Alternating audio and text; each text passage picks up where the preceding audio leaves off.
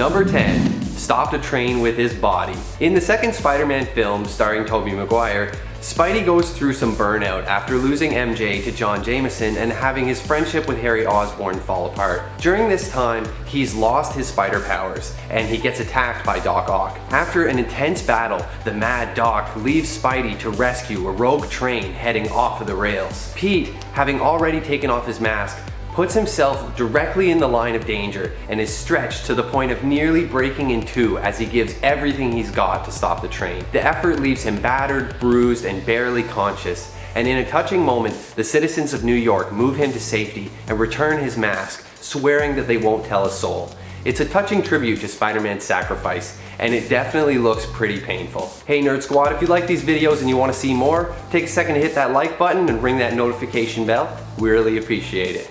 Number 9. Got dragged off to fight in another dimension. This version of Peter Parker has it pretty rough. When he was a boy, his parents died in a car crash, and his Uncle Ben was highly abusive. In his anger, he adopts the name Charlie Parker instead of Peter. He's a problem child, and he spends 2 years in a juvenile detention center. By age 13, he's living on his own and using his abilities to steal from drug dealers. If that's not bad enough, he's later recruited into the Superior Spider Army, picked up by Ashley Barton, and dragged off to fight in an alternate universe where the Earth is irradiated, without so much as an introduction or an explanation. That it's like, let's go, no time to explain. This version of Spidey is pretty grumpy, and it's easy to see why. Regular Pete already has a hard time, but this guy got dealt a seriously crappy hand. Still, having spider powers does seem pretty awesome. Number 8. Got beaten to near death by the Phoenix 4. The Avengers vs. X-Men event was epic and mind-blowing, featuring some crazy showdowns between our favorite heroes. In A vs. X Volume 1 Part 7, Spider-Man plays a big role as he trains with Hope Summers, trying to help her learn how to control the Phoenix Force. As she grows frustrated that the fight is escalating and she hasn't been able to help, Spidey tries to reassure her that her time will come. Ironically, it's Spider-Man's time that comes later, as he covers the escape of his fellow Avengers by distracting those who are controlled by the Phoenix Force. Despite him having no chance, Spidey gets up again and again after he's beaten to a pulp, likely suffering multiple broken bones while rescuing his friends. It's a real display of heroic sacrifice from everyone's favorite wall crawler. Number 7. Broke Black Cat's nose and heart. Venom wanted everything to do with Spider-Man. He wanted to take away everything, starting of course with his love life. So in Amazing Spider-Man 3:16, he goes after another close acquaintance. This time it's Black Cat. We see her in a train of thought, wondering where Spider-Man had moved to. How peculiar indeed, I wonder. So she's come to realize that her and the spider should be together, and then now Venom comes in just to ruin her entire day. Venom attacks and figures she must know where he is, although she legitimately doesn't. So before Venom heads out, he casually mentions that Parker's wife didn't know where he was either. Adding insult to injury, literally. She got a broken nose, and then he's like, hey, by the way, he's married, so your night just went from good to the opposite. What a terrible night too. Imagine getting your nose broken and then someone's like, hey, by the way, she's married. Number 6. Turned into a lizard beast and then died. In this universe, it was Gwen Stacy who was bitten and received spider powers, and the experience had a profound impact on Peter Parker. Pete idolized Spider-Woman and was desperate to be like her. So desperate in fact that he experimented on himself in a scene that goes horribly wrong, and he's transformed into a terrible lizard-like creature. He shows up in this form at the Midtown Senior Prom, where he does battle against Gwen. After a serious beatdown, Peter returns to his human form, but he still dies from his injuries. Being dead has probably got to be one of the worst things that's happened to Peter, but it's not as bad as all the suffering that some other versions of Spider-Man go through. Number 5. Tried to make Spider-Man his heir. If you can't beat him, make them join you. That was Norman's thinking in the Revenge of the Green Goblin story anyways. Here, Norman attempts to brainwash Peter Parker into giving in to his dark side and joining the Green Goblin legacy. I guess I should say his green side. Of course, Norman didn't succeed in the end, but for a moment there, it almost seemed like he might. He also put Peter through hell during this whole endeavor, so regardless of whether or not his plan was successful, it was still pretty awful for Peter the whole time. Number 4. Killed by Thanos. Is there anything worse than ceasing to exist? When Thanos performed his legendary snap with the Infinity Gauntlet, literally half the universe was wiped away, but I was too busy worrying about Spidey to even comprehend the destruction. Seeing Spider-Man disappear like dust on the big screen was seriously heart-wrenching for a lot of people. but it also spawned a generation of hilarious memes, perfectly balanced as all things should be. Luckily for us, these events are undone eventually, but man, there's nothing like seeing Spider-Man die to sober you up. Number 3, Lee Price. When Venom bonds to a host, depending on who that person is, things could be manageable. Like Eddie Brock, for example, things are manageable, it's kind of workable. But sometimes they can be even worse than before. Like in the case of Lee Price. Lee had a pretty rough time growing up. He was bullied, and his father wasn't the best role model by any way, and he treated his mother in an awful way as well. Just not a great guy, not a great house. So in order to escape this horrid living situation, Lee thought it best to burn down the apartment, all while his parents were still in there. Like I said, not a nice guy. And to get away with it, he blamed it all on a mutant with pyrokinesis, who at the time was his friend. So Lee suppressed this for years, and he grew up actually believing that the boy had actually done this. And he also thought that his dad had abandoned him the whole time. That's how far his brain has gone believing this. Later in life, he spent 5 years as a ward of the state before joining the army, until an explosion resulted in the loss of a couple squad members and a couple of fingers. Already a tough life, now enter Venom. You know it's bad when even Venom is trying to unbond with you.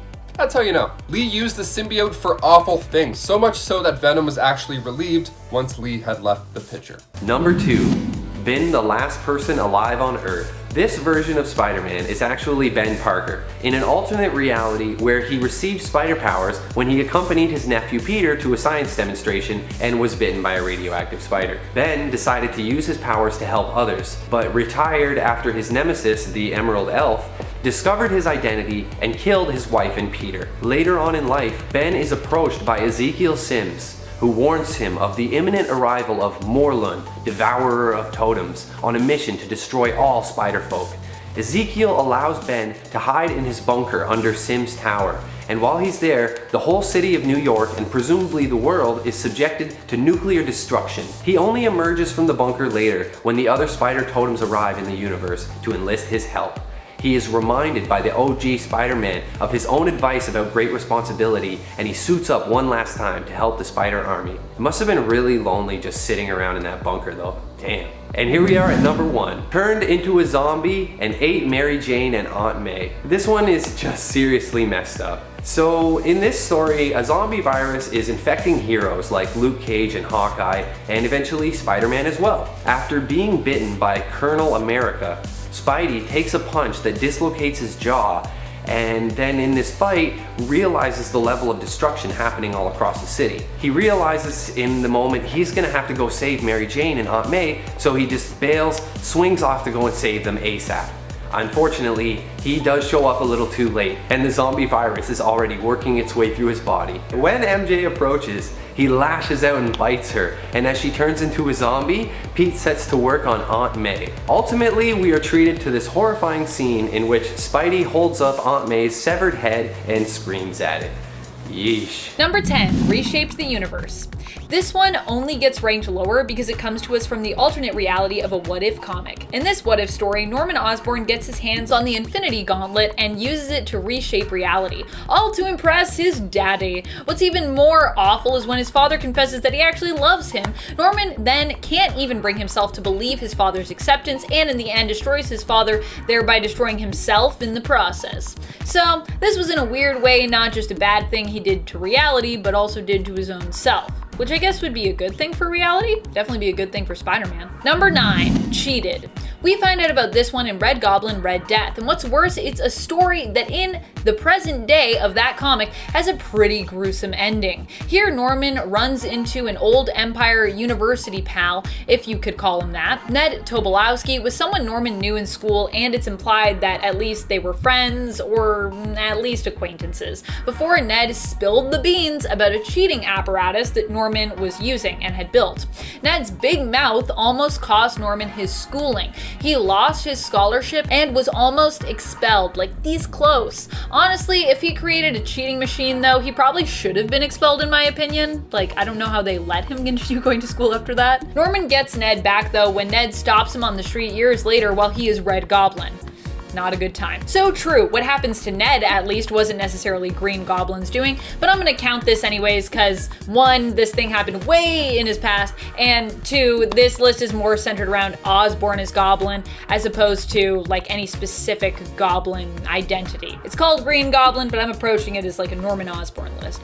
I know we've seen others wear that mantle as well, but I think Norman by far is one of the most dastardly goblins out there, red, green, or otherwise. Number 8, Framed Spider-Man. If you think J. Jonah Jameson is bad, wait till you see what happens when Osborn takes over control of the Daily Bugle. At one point, Norman Osborn tries to use the paper himself to drag Spider-Man's name through the mud after buying it and then blackmailing Jameson into giving him full control over the paper and what gets published there.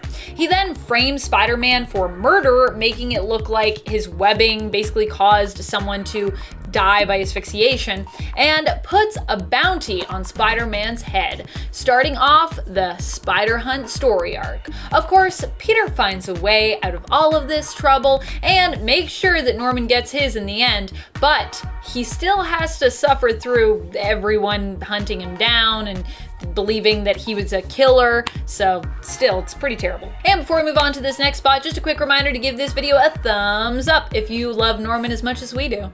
Love, hate. Number 7. Became a heartless killer and died. Introduced in What If Spider-Man vs. Wolverine in 2008, Assassin Spider-Man is a serious dude. This version of Spidey becomes an assassin that works alongside Wolverine, which sounds super awesome and not like one of the worst things to ever happen to him. However, he eventually becomes kind of jaded, with no qualms about killing and just doing whatever it takes to get the job done. Worse still, this version of Pete doesn't even make any quips or crack jokes like the Spidey we know and love. He literally has a gun in his web shooters. He is eventually recruited into the Spider Army, but later he tragically dies. Still, not the worst thing to happen to Spider-Man. Number 6, drove Harry insane. I mean, I don't think we can blame Norman for all of Harry's villainous actions, but we can definitely blame him, I think, for most of them.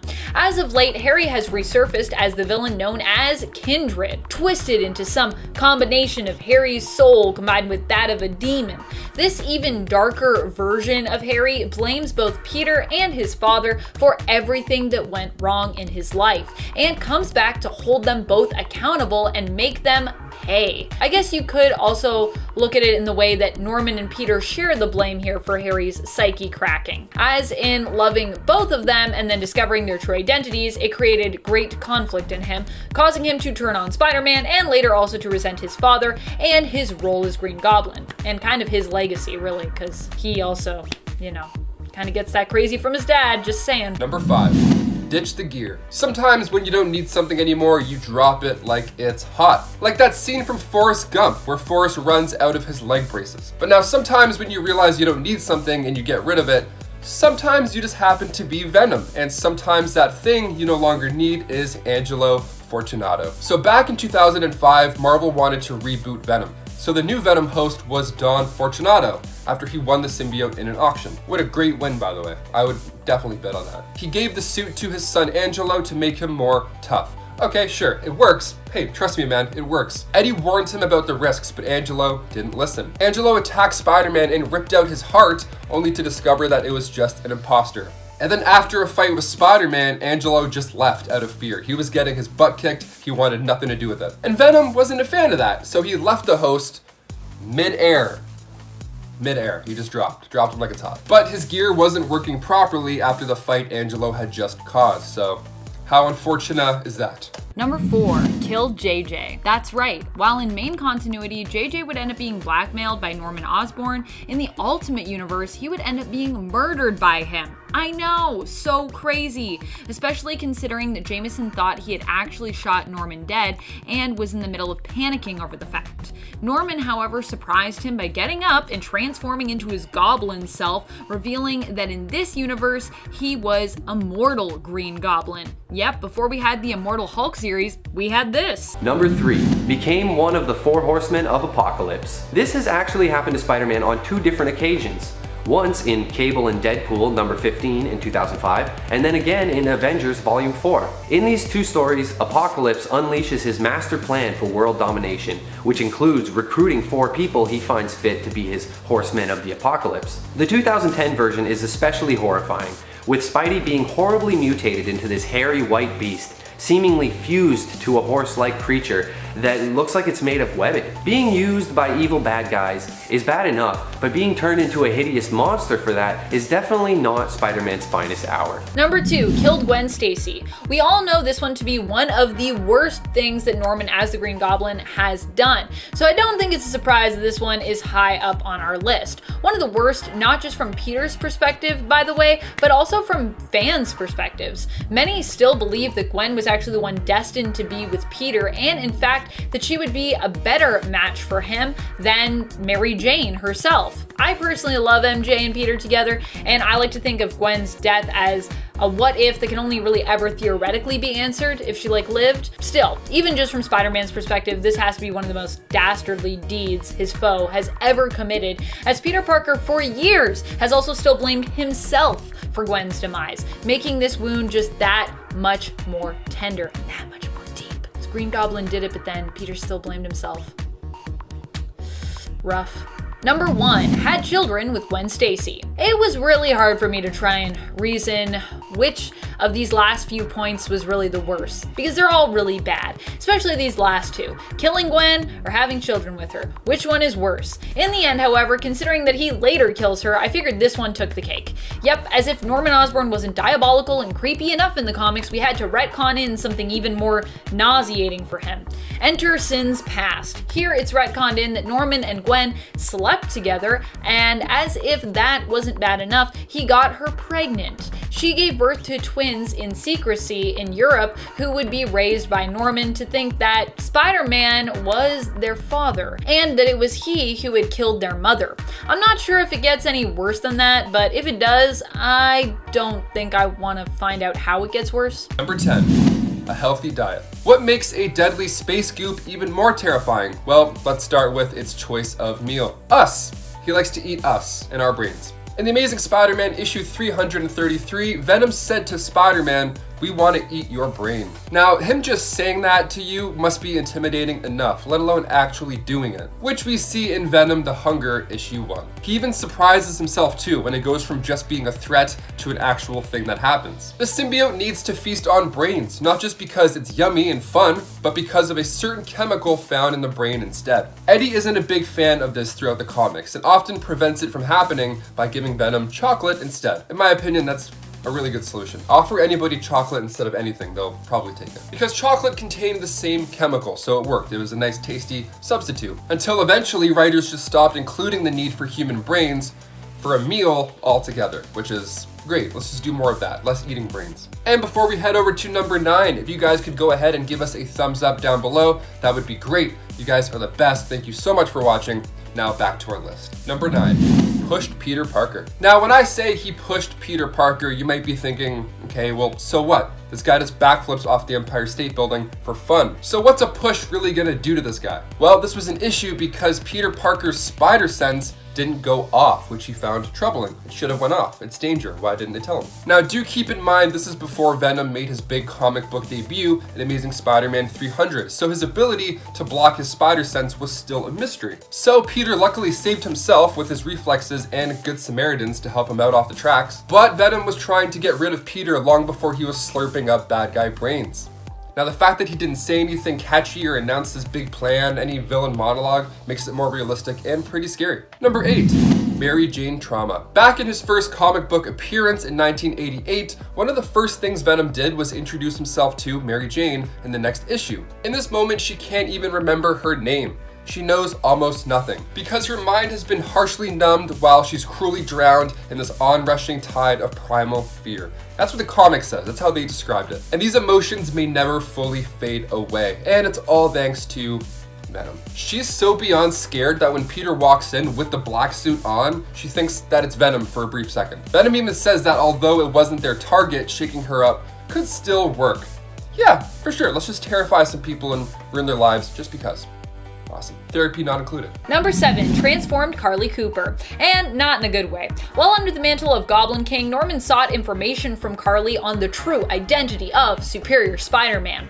He had her kidnapped, and when she refused to give up the information, she refused. He decided to recruit her into his Goblin army. Exposing her to the Goblin formula, he turned Carly into one of his own deranged minions, and for a time she served him under the mantle of Monster. She would eventually be returned to her former self, but this experience would leave its mark, changing Carly forever. Immediately after her recovery, she also cut Peter Parker and Spider-Man out of her life and moved from New York to New Orleans. Though she would come back. She would get over it, but it was still pretty terrible. Number 6, leave a trail. When Eddie Brock was doing time at Rikers Island, his cellmate just happened to be Cletus Kasady, who was in there for, let's just say, some horrible things. So when Venom came and reunited there with Eddie, part of the symbiote was left behind as they were breaking out, taking over Cletus Kasady. This guy was horrible beforehand. I mean, he was in there because he took out tons of guys and he bragged about it the entire time. He's sick. So that plus the symbiote equals Carnage, making its first debut in Amazing Spider-Man 361, Carnage Part 1. He's one of the biggest, baddest villains in the comic, and I'm actually looking forward to seeing Woody Harrelson play him in the live-action Venom sequel. Now, while most of this can be pinned on Cletus being the main problem here, we have to add it to the list. Always make sure you don't leave any space goop behind, especially not in prison. Come on, Venom. Who do you think's gonna grab it? Number 5, became a werewolf. This version of Spidey appears in Marvel Zombies Army of Darkness Volume 1. He doesn't really have a large role or anything, but being transformed into a werewolf has gotta be a new low for Spidey. In the comic, we see him with big old wolf ears and big hairy arms ripping out of his costume, and it is not lit. Can you imagine werewolf Spider-Man swinging through the moonlit sky chasing you down to eat you? Yikes. The werewolf webslinger and his fellow superhero werewolves ravage the world and eat Galactus, later chasing after Ashley Williams when he appears in this universe. Number 4, killed Uncle Ben. On Earth 2301, better known as Marvel's Mangaverse, we see Ben Parker part of the Spider Clan. He's skilled and ambitious, and he even plans to open his own martial arts school. How badass is that? So during this time, he was teaching a young Peter Parker the ways of the Spider Clan. When one day Peter was rushing to avoid being late to the dojo, he was surprised to see all the lights were off. Huh, weird. I wonder if there's like a surprise party or something, or maybe Venom's here. Huh, let's hope it's the first one. With his last words being, "With great power comes great responsibility," he died at the hands of Venom. There's a nice scene later on where the two talk again and Uncle Ben gives the advice needed to Peter in this dreamlike sequence. It's beautiful, but the damage Venom did on this Earth was permanent. And sad too, quite sad. Number 3, director of H.A.M.M.E.R. During Dark Reign, we see Norman Osborn basically become the head of what ends up being the S.H.I.E.L.D. replacement. Due to the fact that he eliminated the Skrull Queen, he gets to take over and creates his own agency called H.A.M.M.E.R, an acronym that doesn't initially stand for, well, anything actually. It was just picked because Osborn thought it was cool. As the director of H.A.M.M.E.R, Osborn also took it upon himself to put together his own Avenger team, with him as the leader, Iron Patriot. Being a villain himself, you can guess what kind of people he called on to assemble his Avengers team. More villains, and some really confused and tormented heroes like Sentry. This was a really dark time in Marvel's history as Norman Osborn used all this power to do all sorts of awful stuff, all under the guise or in the often false name of heroic reasoning. Number 2, Anne Weying. Anne first met Eddie Brock at Empire State University. She made her comic book debut back in Amazing Spider-Man issue 375. She reflects on how once upon a time her and Eddie were in love. That's right, he was smart, witty, with a boyish charm that swept her off her feet. So what happened? Well, while they were married, Eddie became a journalist for the Daily Globe, and she was a lawyer. So far sounds great. Sounds like a lovely household with people doing great work. After she divorced him, things only got worse for her. Like for example, I don't know, she was shot by the villain Sin Eater. Yeah. And then after that, Eddie figured it's a good idea to loan her some of the symbiote to heal her up. Now it worked, but the only downside is now we have a she-Venom for a bit. She ended up ending the lives of 2 men who attacked her, so once the symbiote was returned to Eddie, she had to live with all of those memories. Unlike Lee, who had time to kind of erase and forget and just trick his mind into believing he didn't do these horrible things. Anne had this for like a hot minute and then it went away while she was an adult. She's like, I know what happened.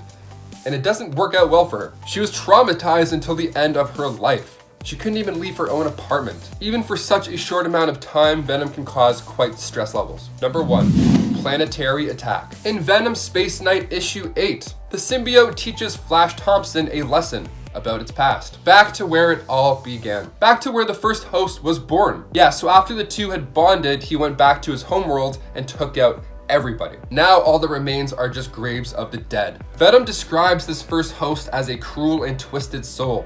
One who showed Venom the cruelty and twistedness of his own soul. He killed everybody on this planet, so naturally I have to put him at number 1.